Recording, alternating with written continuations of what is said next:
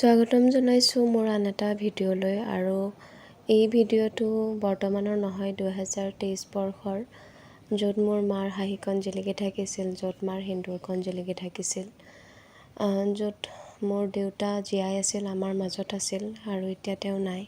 তেতিয়া হয়তো এই ভিডিঅ'টো ব্লগ বনোৱাৰ কাৰণে বনাইছিলোঁ, কিন্তু বৰ্তমান এই ভিডিঅ'টোৱে মোক বহুতখিনি কামত দি আছে। মোৰ দেউতাৰ মাতটো ইয়াতে শুনিবলৈ পাইছোঁ আৰু সেইকাৰণে আজি বিশেষ একো এনেকুৱা ক'বলগীয়া নাই।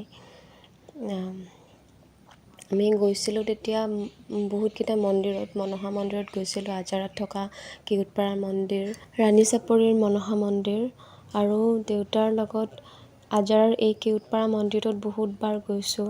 মানে প্ৰায় অসুবিধা নহ'লে একো প্ৰত্যেক বছৰে গৈছিলোঁৱেই, কিবাকে নহয় কিবাকে, আৰু দেউতাই সেই মন্দিৰটোৰ কথা সদায় কৈ থাকিছিল আমাক।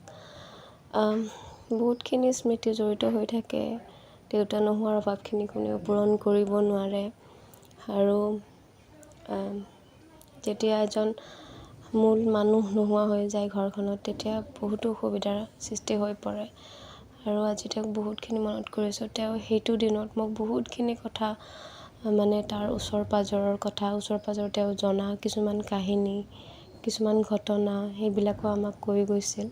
আৰু সেই বছৰটোত কিয় নাজানো বহুতবিলাক মন্দিৰত আমি গৈছিলোঁ আৰু 2023 ডিচেম্বৰ 1 তাৰিখে দেউতা আমাৰ মাজৰ পৰা নোহোৱা হৈ গৈছিল।